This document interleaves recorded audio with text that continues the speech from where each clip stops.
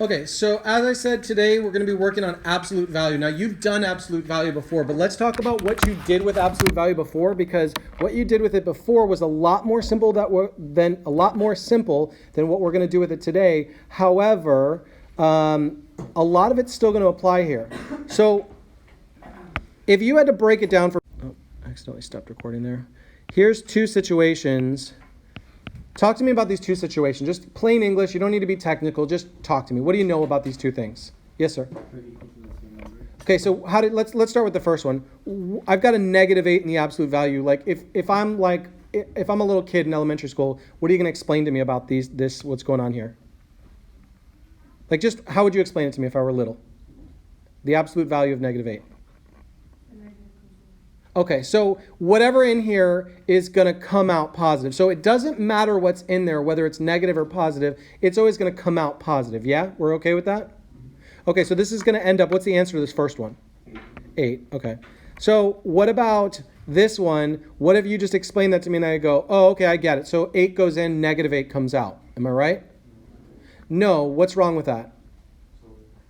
It's always going to come out positive. So here's what's the key thing to remember here, is that it doesn't matter how ugly it gets inside the absolute value, is that whether there's a negative number in there or a positive number, it's still going to be okay because it's going to be fixed afterwards, right? It doesn't matter whether that thing in there is negative or positive, it's going to be fixed. So here's what we're going to do.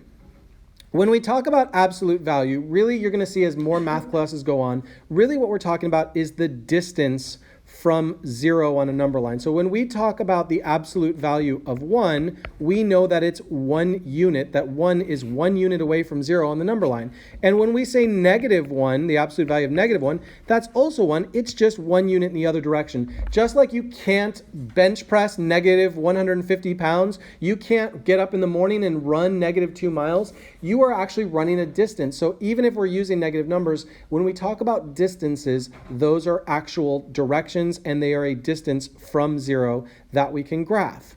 So this is the part where you're going to want to stick with me, because this is the part where people get lost for a moment. I am going to erase something here, and I don't want you to write down what I am talking about here. I just want you to show you something, and then I'm going to come back to this in just a second.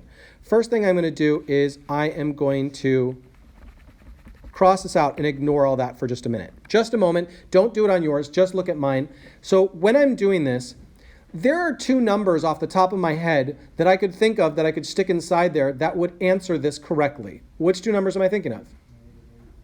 -8 and 8. Both of those things, if I put them in there, would be fine. If whatever was inside here, whatever I do put inside there, if it equaled -8, it would be okay, because the absolute value would turn it to +8, right? So whatever I put in there, as long as it equals -8 or +8, we are okay.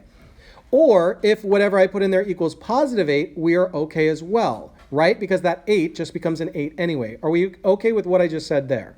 Because that is the basis of what I'm going to do. I'm going to do like some little math magic here in a moment, but if you don't understand what I just said, you're not going to get this next part. All right. So when we do absolute values, we have to understand that the absolute value is like this sacred area we're not going to mess with until it's all by itself. Notice that there's nothing else on this side but the absolute value. There's the stuff inside, but the stuff that's in the absolute value, it's like a sacred area. It's all by itself, which means we're allowed to do what I'm about to do now. If there were anything else there outside of the absolute value, we'd have to move it away first. So I am going to always split absolute values into two equations. The first equation is going to be written just like it is. 3x minus 2 is equal to 8. And this is the part you should copy down. 3x minus 2 is equal to 8. Because remember, if 3x minus 2 equals 8 inside there, the absolute value will fix it no matter what, and it'll still come out as +8.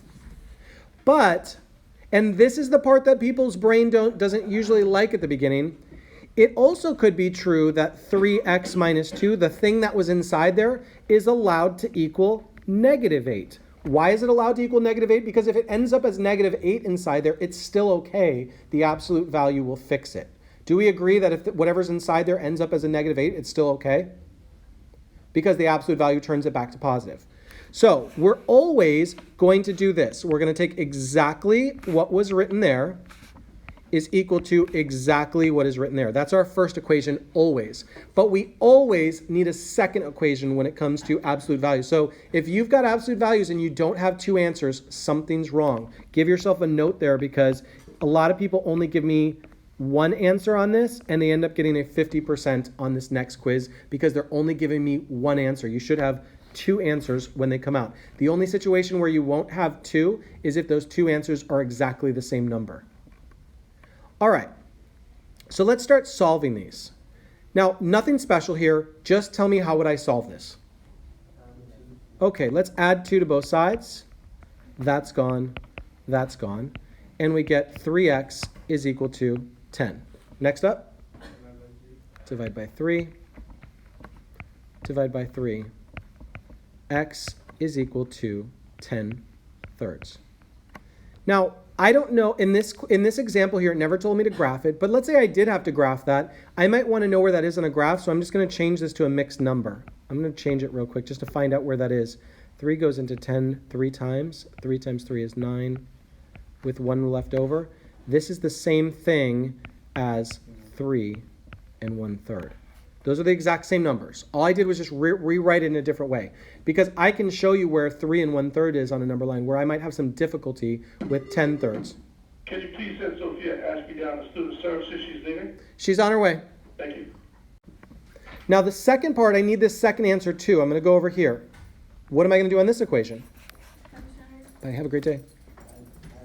Let's add 2 and add 2. And we get 3x is equal to, what is negative 8 plus 2? Negative 6. My next step? Divide by 3. Divide by 3. And x is equal to?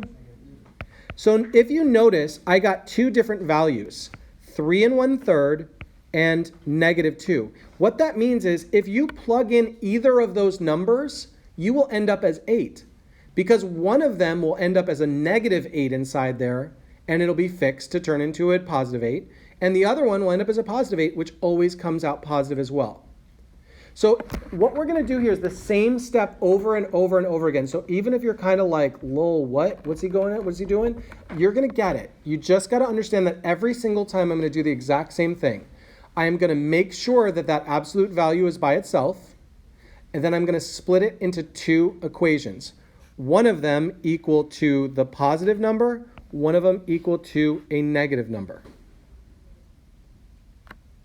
All right, let's go to B. Something's different about B than A. What stands out to you that's different about B than A? Yes, sir. This isn't an equal sign, this is a less than sign. So we have some different rules that happen with a less than sign. What happens if I multiply by a negative number or I divide by a negative number when we're dealing with the less than sign? So we have to be ready for that. That situation could happen here, and that did not happen on the last time. So we have to be prepared that this symbol could flip. Just be ready, that's all. If it flips, it flips. So here is that sacred area inside the absolute value that we just need to make sure that it's all alone on its side. Is it all alone on its side? Is there anything else on the outside of the bars touching it? So it's safe. It's all by itself. There's nothing being multiplied times that absolute value. There's nothing being added to it. Everything inside there is like a fortress. It is safe inside there. So now, if that's true, I can break it apart into two different things. The first one is going to look exactly like it does here. 3 minus 2t is less than 5. Now remember, what's inside there is allowed to be positive or it's allowed to be negative. So that could have ended up as a 5 inside, or it could have ended up as a what? What other number could have ended up inside there? A negative 5. But wait a second here. I'm about to do something different. Notice that my 5 turned into a negative 5. How do you think I did that? We did what? Like, how do we normally turn a 5 into a negative 5? You multiply the whole thing by negative 1. You either multiplied by -1 or you divided by -1. And that is true. That is exactly what's happening here, is that we are looking at the other side here, the negative part. So if that's true, that that's a -5, then what has to happen to that symbol? It had to flip, because if that 5 became a -5, this has to flip. So notice on the first one here, this stayed the same, this stayed the same, and this stayed the same. Everything stayed the same on the first equation. It always will. But on the second equation, this stayed the same, this flipped, and this changed to the opposite. And these things are always true. All the black lines will always stay the same. But that less than symbol, greater than symbol is always going to flip. Don't worry, if you're not getting it yet, you will. We're going to do a bunch of these.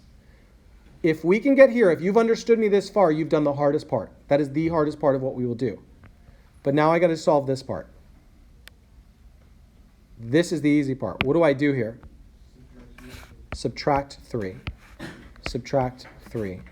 Negative 2t is less than, what is 5 minus 3? 2. What am I going to do next? Divide by -2. I'm about to do something wrong. Catch me. Right, I just divided by a negative again. Like, I just divided, so you got to watch out for that. If you divide by a negative number, flip it. My first answer is that t has to be greater than -1. One of my answers is anything that, as long as it's greater than -1. The second part, I'm going to do over here. What am I going to do first? Subtract 3. Subtract 3. And I get -2t is greater than -5 minus 3? -8. Next step. Divide by 2? Divide by -2. Flip it. And t is less than 4. Now, let me tell you where this is going. You're going to have to do two things. You're going to have to provide the answers. Those are the answers. T has to be greater than -1, but t has to be less than 4. And now's the part where we're going to graph it. So since you changed the 5 times -5 on the second one, don't you have to do it to both sides? The only reason we're not doing it is because the absolute value fixes that side. It takes it back. So anything we do, it's going to get rid of that negative there. If we had multiplied everything by a negative, it would get rid of it. So that's why we're only looking at it on one side there. Okay, so let's just look at, like, eventually where we're going with this is what would this graph look like? And it's no different than what you've done already. T has to be a number that is greater than -1, and it has to be less than -4. So I'm just going to make sure I have those numbers on here. -1, 1, 2, 3, 4, 5, -2, -3, -4. So let me just graph this. T is greater than -1. That's here, going to the right. And also, t is less than 4. That is going to the left. If both of these things have to be true, because it said both of these things have to be true, is that an and or an or problem? This is an and, so where does my answer exist here? Where does and answers, where are they? That overlap right here. That's the area. So that t is any answer that falls in that range there will be okay. Because certain answers work for one and certain answers work for another, but in that area, those answers work for both equations. So I'm going to give everyone a minute because this is the stuff that has got to be there, or this is going to be a rough quiz. The good news is that if you've been okay so far, then I'm just going to keep repeating the same steps and the same steps over this until the point where you just get annoyed with hearing my voice. You're probably already there now, but we'll just get more annoying from there. But if you haven't gotten it yet, don't worry, you'll get it along the way. We're going to keep doing these same exact steps. All right, so I'm going to move down to the next one, but you're going to see every single time I'm going to make sure that absolute value is by itself, number one. First thing is the absolute value by itself. Second thing, split it into two equations. So that's what we're going to look at for C. Or there's no C. We're going to go to this one. This one says solve and graph, so they definitely want me to graph. Is the absolute value all by itself? No, what's messing it up? That plus 3. So what should we do about it? Let's subtract 3 to get rid of it. So we get the absolute value of 2z minus 1 is greater than or equal to 5. All we did is we went to try to get that absolute value all by itself, which we succeeded in. That was our first step every single time. Now afterwards, I said every single time, I'm going to split it into 2 equations. The first equation looks exactly like this. 2z minus 1 is greater than or equal to 5. Just like you see it there. Now the second equation, this 2z minus 1 is still going to stay exactly the same, but what's going to change are these 2 parts. We know that that 5 is going to turn into a negative 5, and because of that, this symbol needs to flip. So if you notice every time, I'm going to keep drawing those lines just to keep showing you, this stayed the same, this stayed the same, this stayed the same, this stayed the same, but then those 2 things on the right changed again, and that will happen every single time.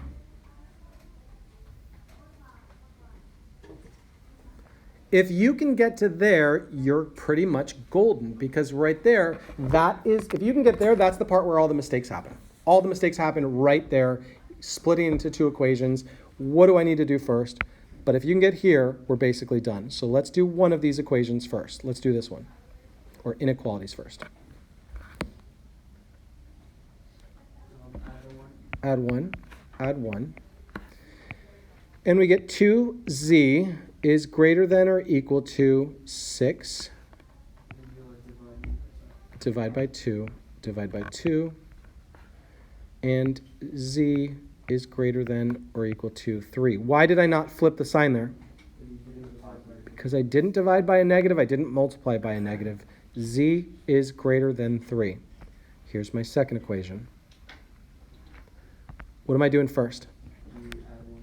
Add 1, add 1. 2z is less than or equal to negative 4. Divide by 2, divide by 2, and z is less than or equal to negative 2.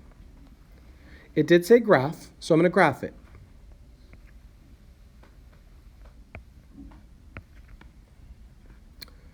Let's see.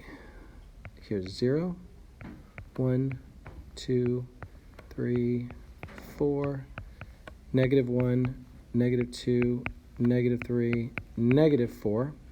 So let's graph z is greater than 3. Here's z is greater than or equal to. Notice it's a solid circle because it's got that little line on the bottom. If z is greater than 3, which side should I shade in? The right or the left? The right. Because those are the numbers that are greater than 3. And then z is less than or equal to negative 2. So less than or equal to negative 2? To the left. Now notice here there's no overlap, so it doesn't have to be the overlap here. What we've got is an or situation here because there's no overlap. So what we're going to do is all the answers in the world will work except for anything in the middle there. You see that area where there is no red and there is no blue? Literally every single number in the world will work in this equation except for anything in between those 2 dots. Those numbers will not work in the equation. Everything in the world will work except for those. So my answer is the blue line and the red line. What's up? You have to go to guidance. Okay. Is that fine? I just need to see the guidance thing if you can bring it over.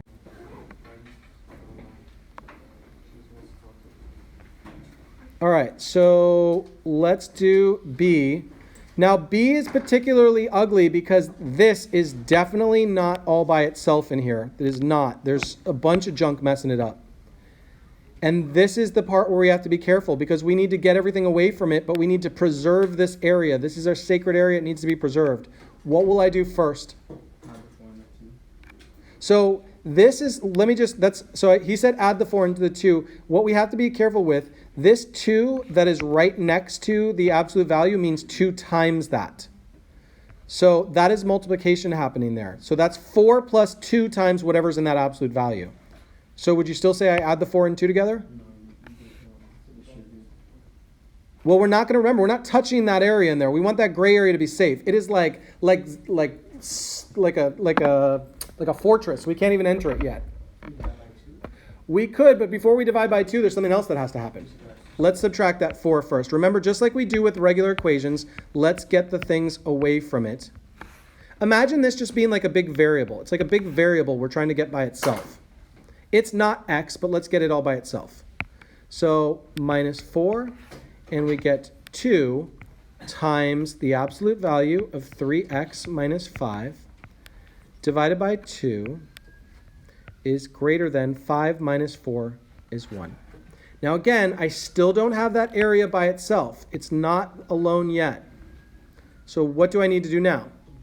Now I'm going to divide by 2. Divide this side by 2 and divide this side by 2. And we get the absolute value of 3x minus 5 divided by 2 is greater than 1/2. Is my absolute value all by itself now? Yes. So now we're going to do that part where we're going to split it into 2 things. Again, my goal has always been the same. It's just this was a bunch of steps before I could get there. Number 1, get the absolute value by itself. Well, that took a couple steps, but we're there now. Now I'm going to split it into 2 things. What is the first equation going to be? Yes, sir? 3x minus 5 over 2 is greater than 1 over 2. Good. That's my first one, just like you see it there. Same exact thing. All I did was drop the absolute value bars. What is the second one going to be? 3x negative 5 over 2 less than negative 1 over 2.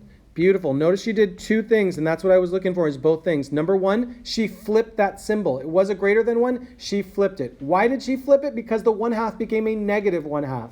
So she turned the 1/2 into a negative 1/2, and she flipped the symbol. That's what we're going to do every single time. Whatever is on the right there, we're going to turn it into the opposite of what it is, and then we're going to flip that symbol. Now we have our 2 equations. It still doesn't look pretty, but actually this is going to work out really nicely. This is not going to be difficult. We're going to start on the left equation. What do I need to do first to solve this? Multiply both sides by 2, and if you're like, wait, why? Because we hate that 2 in the denominator. But whatever you do to one side, you have to do to the other as well. So we get 3x minus 5 is greater than 1. Notice it eliminated the 2's in the denominator. Next step, add 5, add 5, and 3x is greater than 6. Keep going. Beautiful. X is greater than 2. That's one of my answers. Remember, absolute value should be giving me 2 answers. The only situation where I won't have 2 is if those 2 answers are exactly the same. Let's go over here. First step, multiply both sides by 2.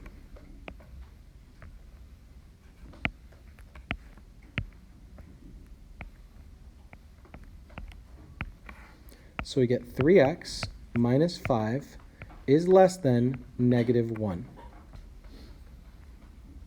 Next step. Beautiful. And we get 3x is less than 4. Keep going. Fantastic. And we get x is less than 4/3. And since we are going to have to graph that, if you are struggling with where's 4/3 on a number line, then just go like this. Figure it out. This goes in there once with 1 left over. That is the same thing as, let me just write that as 1 and 1/3. Same exact number. 4/3 is the same as 1 and 1/3. Most people have an easier time with 1 and 1/3 on a number line. But now I have to graph. 0, 1, 2, 3, 4, negative 1, negative 2, negative 3. X is greater than 2. Here is 2. Which direction am I going to go?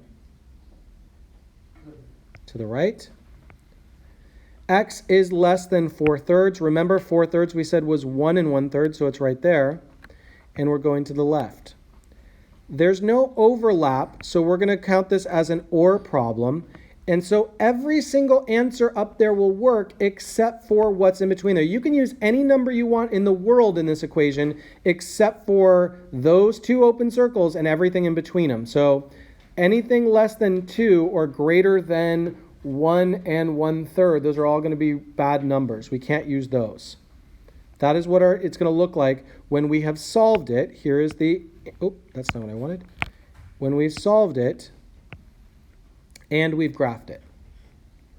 We're going to do one more example, and then I'm going to give you the rest of the time to work on this because this takes some effort. For those of you who are falling asleep on me, I know it's exciting. I do my best. All right. We will do A, and I think A is actually a nice, easy one. Andrew, you want it? See you throwing your hands up there. You got this. I know you got it. I'm going to back you up. I'll be your wingman. Talk to me. Same exact steps as we always did. Is the absolute value all by itself? Yes. So I'm going to split it into two equations. What is my first equation going to be? Same thing as we see right there. So x minus 3 is equal to 2. What will the second equation be? Close. Negative 2. Just that last thing is going to change there. Notice that like an equal sign, even if we flip an equal sign, it ends up as an equal sign. It's the same thing when you flip it. It doesn't change like the less than or greater than sign does. So Andrew, hook me up. What am I doing for this side? Well, so I want to get x by itself. Perfect. Add 3, x is equal to? Beautiful. There's one of our answers. Let's do the same thing on the other side. What am I going to do over here? Add 3. Negative 2 plus 3? Positive 1. That easy. Now this one, it didn't ask us to graph. And with equal signs, it's actually easier to graph, like super easy to graph. Because we don't have to graph to the right or to the left. Here's 1, 2, 3, 4, 5. We're not graphing right or left. It's just x is 1 and x is 5. So if you asked you to graph it, it would just look like that. No lines anywhere, because it's not less than 5, greater than 5. It's exactly 5. It's not less than 1, greater than 1. It's exactly 1. That's all there is to it. Yes, sir? Hey, I have a question. Okay, You have to make two equations. Yes, sir. Let's say when you have to flip the number, what if it's a 0? So he was saying, I think, and here's the situation here. He's saying, what if I had something like x plus 3, the absolute value of x plus 3 is equal to 0, right? And so, or let's make it even one step harder. Let's make it is less than 0, okay? So he's saying, wait a minute, I've got the absolute value by itself, so I can make one equation that totally makes sense. X plus 3 is less than 0. But you see what's going to happen to him on the next one? He's going to go x plus 3. Well, what if I take 0 and I multiply it by negative 1? What do I get? I still get 0, but the sign has to flip because you did it. You multiplied by. So it's still two equations. This is one I just made up. It doesn't exist anywhere, but it's a valid question. What do I do in there? You still get two equations. X plus 3 is less than 0 and x plus 3 is greater than 0. You would just solve them, find the two, and graph them.